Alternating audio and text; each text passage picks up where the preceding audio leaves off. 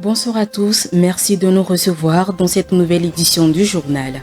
Au sommaire, des experts de plusieurs pays africains et d'Europe se sont réunis du mardi au jeudi dernier à Lomé afin d'échanger sur les meilleures pratiques pour accélérer l'adoption des énergies renouvelables et de l'hydrogène vert. L'événement vise à valoriser les déchets et à promouvoir l'énergie renouvelable en Afrique. La 11e édition du Cialo démarrée mardi dernier prendra fin demain mardi à Lomé. Ce carrefour d'échange a pour but de promouvoir les pratiques agricoles qui contribuent à la durabilité et à la résilience de l'agriculture togolaise. Et puis des chercheurs néerlandais ont trouvé une technique innovante pour éviter la fonte des glaces en Arctique. Vous en saurez plus dans un instant. Ce sont les points clés de l'actualité du jour. Bienvenue.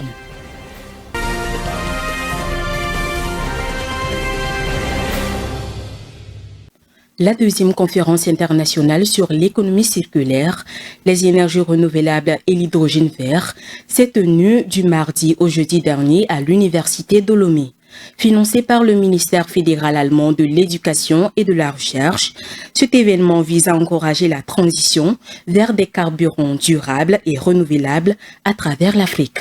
Francesca Dissou nous en dit plus dans ce récit. La conférence internationale sur l'économie circulaire, les énergies renouvelables et l'hydrogène vert en Afrique, ICER Africa 24, s'est déroulée à l'université de Lomé du 8 au 10 octobre 2024. Il a réuni des spécialistes de plusieurs pays africains et européens. L'événement soutenu par le projet allemand Vastes-Vive Energy vise à promouvoir les carburants durables à l'échelle continentale. Le président de l'université de Lomé, professeur Adama Maoulik Bodar, a mis en avant l'importance de valoriser les déchets dans la transition énergétique africaine en soulignant leur potentiel à contribuer à l'accès universel à l'électricité d'ici 2030. Il a insisté sur le rôle de projets structurants pour améliorer le bien-être des populations africaines. Pendant 3 jours, les participants de 17 pays ont discuté des pratiques à adopter pour accélérer l'utilisation des énergies renouvelables et de l'hydrogène vert. L'objectif final est de renforcer les politiques nationales et favoriser l'émergence d'une Afrique énergétiquement autonome et durable. La 11e édition du Salon international de l'agriculture et de l'agroalimentaire de Lomé Cialo revient cette année autour du thème « Agriculture durable, gage de sécurité alimentaire dans un contexte de changement climatique ». Ce salon a pour objectif de soutenir et de promouvoir les initiatives agricoles et l'entrepreneuriat des jeunes et des femmes. Débuté le 8 octobre dernier, il s'achèvera demain mardi 15 octobre. Regardez. Placé sous le thème « Agriculture durable, gage de sécurité alimentaire dans un contexte de changement climatique », la nouvelle édition du Salon international de l'agriculture et de l'agroalimentaire de Lomé Cialo se déroule du 8 au 15 octobre prochain au Centre des expositions et foires CETEF à Lomé. Cette année, il se focalise sur la nécessité de repenser les pratiques agricoles pour assurer la sécurité alimentaire durable malgré les défis grandissants du changement climatique. Avec des perturbations climatiques qui menacent de plus en plus les systèmes alimentaires, cette édition du Cialo mettra en lumière les pratiques agricoles durables et les innovations qui permettent aux agriculteurs de mieux s'adapter. Le salon réunit les acteurs du monde agricole, notamment les professionnels de l'élevage et de la pêche, de l'agriculture, ainsi que des spécialistes en gastronomie pour partager des solutions concrètes et des savoir-faire durables. L'une des grandes nouveautés de cette édition est la mise à l'honneur du secteur de l'élevage avec une exposition spéciale dédiée à ce domaine.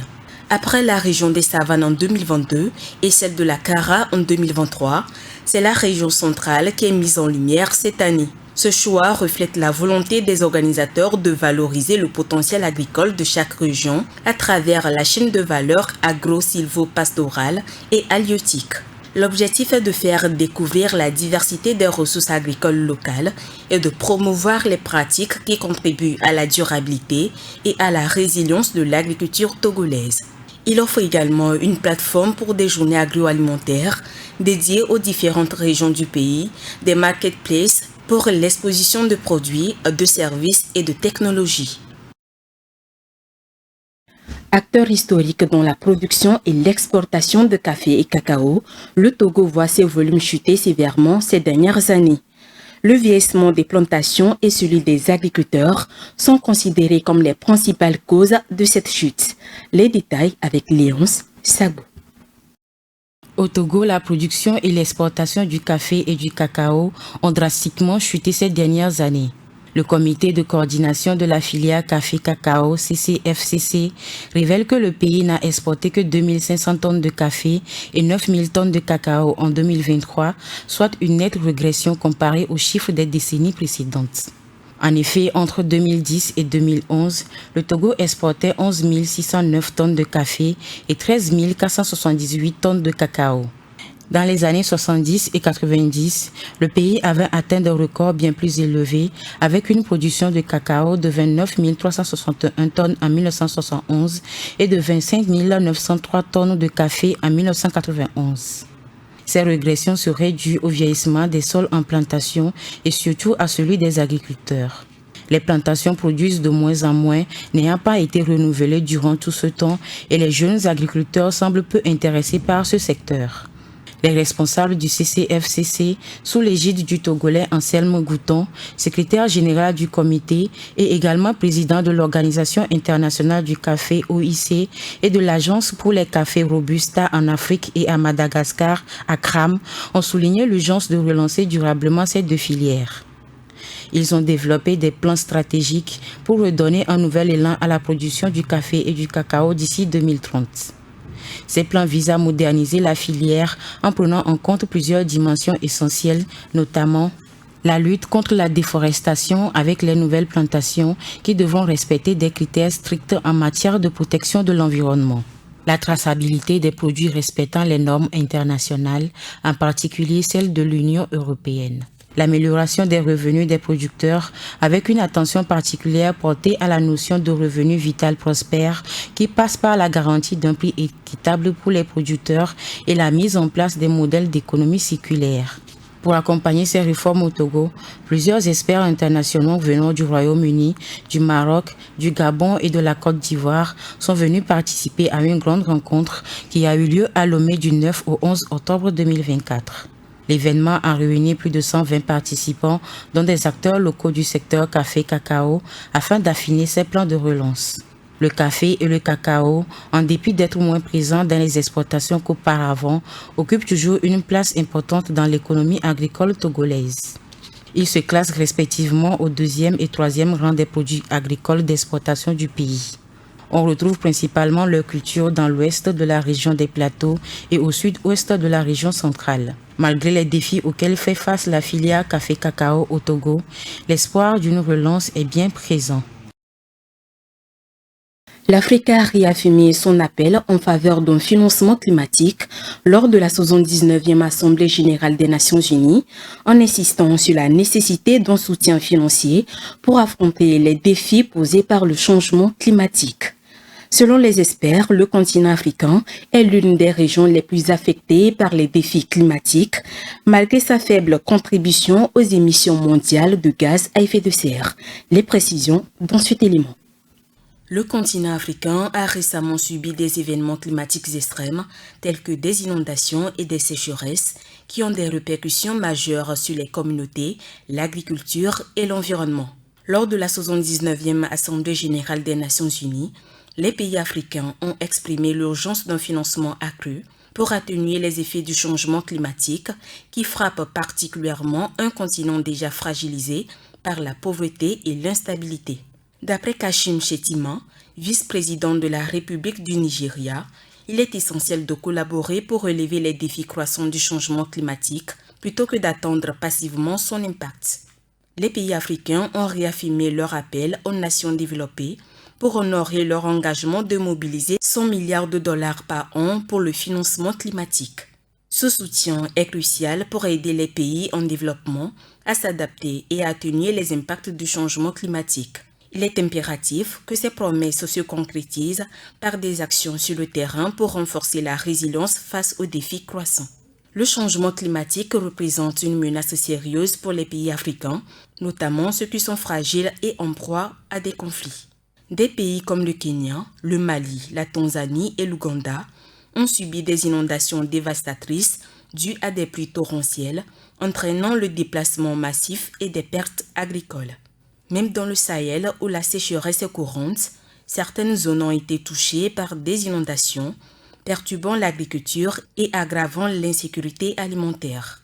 Cela souligne l'urgence de financer des projets d'adaptation tels que la gestion des ressources en eau et l'agriculture durable pour renforcer la résilience des communautés. Brasilia, la capitale du Brésil, et la ville de Sao Paulo sont sous le choc. Après des tempêtes dévastatrices, environ 1,6 million de foyers sont sans électricité et au moins 8 morts sont à déplorer. Honoré Kata nous fait le point dans cet élément. Au Brésil, l'atmosphère est lourdement chargée d'angoisse. Depuis vendredi, plusieurs régions du centre et du sud-est du pays subissent de fortes tempêtes. D'après l'Institut national de météorologie, ces intempéries se caractérisent par des pluies abondantes atteignant jusqu'à 100 mm par jour, des vents soufflant à plus de 100 km/h et des chutes de grêle. Le bilan provisoire fait état d'au moins 8 décès, principalement dans l'état de Sao Paulo, le plus peuplé du pays. La majorité des victimes de la ville ont perdu la vie à cause de chutes d'arbres ou d'effondrements de murs selon la défense civile. À Brasilia, la capitale, un soldat est mort et un autre blessé après la chute d'un arbre alors qu'il retirait un drapeau devant le quartier général de la police militaire. Les tempêtes ont également causé des perturbations majeures dans l'approvisionnement en électricité. À Sao Paulo, environ 1,6 million de foyers sont privés de courant selon le groupe énergétique Enel. Certains tronçons du réseau ont été sérieusement endommagés, nécessitant la reconstruction de kilomètres de câbles ainsi que les remplacements de poteaux et de transformateurs, a également précisé la société dans un communiqué. Les infrastructures publiques n'ont pas été épargnées. Dans la capitale, les fuites d'eau ont affecté la Chambre des députés, obligeant certains fonctionnaires à ouvrir des parapluies en pleine séance plénière, une scène relayée par les médias et les réseaux sociaux. Ce déchaînement climatique survient dans un contexte de sécheresse historique. En effet, le Brésil venait de traverser l'une des pires périodes de sécheresse jamais enregistrées avec un record de 165 jours sans la moindre pluie dans la capitale. Alors que les pluies continuent de s'abattre sur le pays, les autorités restent en état d'alerte maximale face à de nouvelles intempéries. La fonte des glaces en Arctique est un enjeu crucial pour la planète. Pour ralentir ce phénomène et protéger la glace de cette fonte, les chercheurs néerlandais ont trouvé une technique qui semble bien fonctionner. Vous en saurez plus dans ce récit signé Rafetou Berikou. La fonte des glaces de l'Arctique est un phénomène préoccupant accéléré par le changement climatique. Face à cette menace, des chercheurs hollandais inspirés par des techniques traditionnelles de la gestion de la glace ont mené une expérimentation audacieuse. Ils ont arrosé la banquise avec de l'eau de mer et les résultats préliminaires publiés récemment sont encourageants mais soulèvent aussi des questions cruciales quant à la portée et aux conséquences d'une intervention climatique à grande échelle. Cette initiative nommée Arctic Reflection s'inscrit dans une tradition hollandaise de maîtrise de la glace, en particulier sur les canaux et cours d'eau. Les spécialistes de la glace ont développé au fil des siècles des techniques pour épaissir et solidifier celle-ci en utilisant différentes méthodes. Cette expertise traditionnelle largement documentée a servi de modèle aux chercheurs de Arctic Reflection pour concevoir leur approche novatrice pour la banquise. Le principe consiste à utiliser de l'eau de mer pour accélérer la congélation et épaissir l'épaisseur de la glace en hiver, puis maintenir un peu plus longtemps celle-ci à la surface de la glace de mer.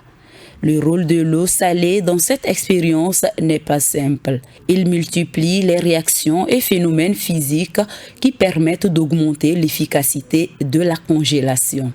En avril 2024, une première expérimentation sur les îles de Svalbard en Norvège a démontré la faisabilité de cette technique. L'équipe composée de chercheurs de l'université de Delft et du centre universitaire de Svalbard a testé l'effet de la congélation accélérée en utilisant des canons à eau de mer sur un peu moins d'une surface d'1 hectare. Les résultats ont été positifs. En seulement quelques heures, l'épaisseur de la banquise a augmenté de 24 cm, ce qui a permis de prolonger sa durée de vie estivale de 6 jours supplémentaires. Tout bien considéré, l'expérience hollandaise sur l'Arctique représente un point de départ intéressant pour la réflexion sur la gestion des glaces polaires. Néanmoins, avant de considérer une mise en œuvre à grande échelle, la recherche doit se poursuivre et aborder les aspects écologiques et géopolitiques de ces actions. Le maintien du volume de l'épaisseur de la glace s'avère important car ils ont un rôle dans la stabilité et la régulation du climat dans cette région. Une banquise plus épaisse et plus résistante est moins exposée aux variations de température et limite les périodes de fonte estivale potentiellement plus importantes et durables.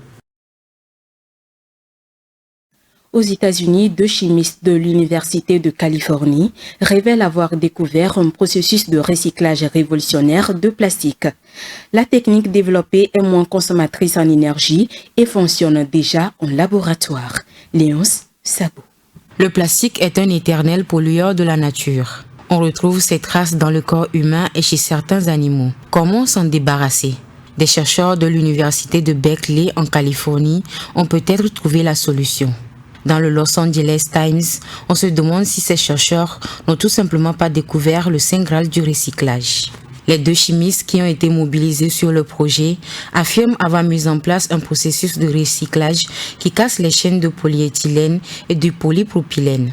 Il permet ensuite de les recycler avec une efficacité pouvant atteindre 90%.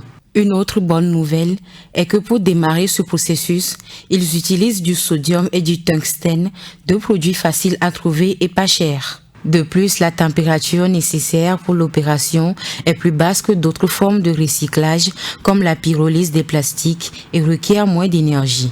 Le polyéthylène et le polypropylène sont les 2 formes de plastique les plus récurrentes.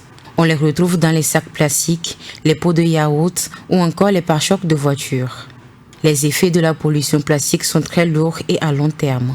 Si on en croit cette équipe de chimistes, la prochaine étape du processus est la production à grande échelle nécessaire pour que la découverte ait un impact conséquent.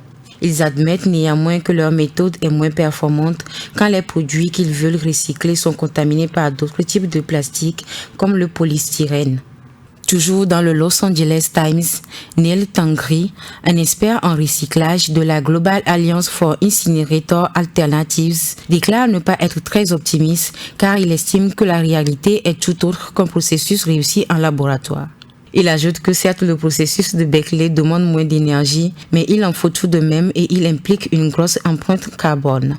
Il souligne que tant que le plastique recyclé coûtera plus cher que le plastique vierge, il tardera à être largement adopté. Dans exactement une semaine, les portes de la 16e conférence des parties sur la biodiversité s'ouvrira à Cali, en Colombie. Qu'est-ce que cet événement représente? Comment se déroule-t-il? Et qui sont les participants? Yuva Samana nous répond dans ce commentaire. Le 21 octobre prochain, la ville de Cali en Colombie va accueillir la 16e conférence des parties des Nations Unies sur la diversité biologique, COP16. Cet événement est un rendez-vous important et un instrument de mise en œuvre d'un accord historique signé en 1992 lors du sommet de la Terre à Rio de Janeiro au Brésil. Cet accord est la Convention des parties de l'ONU sur la diversité biologique. Chaque 2 ans, près de 200 pays se réunissent pour se remettre d'accord sur les objectifs communs.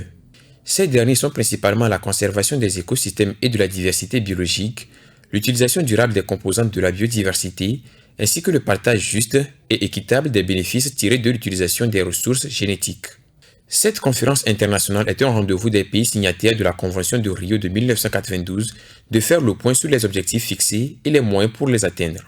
Tout comme la COP Climat, la COP Biodiversité a pour mission de protéger les grands équilibres naturels qui organisent notre planète et nos environnements. La précédente COP sur la biodiversité tenue en décembre 2022 à Montréal au Canada et présidée par la Chine s'était refermée sur un accord historique, celui de protéger au moins 30% des terres, des eaux douces et des océans de la planète d'ici 2030. La COP 16 qui se tiendra du 21 octobre au 1er novembre 2024 à Cali en Colombie aura pour mission d'évaluer les bonnes mises en œuvre de l'accord signé il y a 2 ans au Canada. C'est sur cet élément que prend fin cette édition environnementale. Merci de votre aimable attention. L'information continue. Bon début de semaine à tous. Crane TV International, we revive the environment.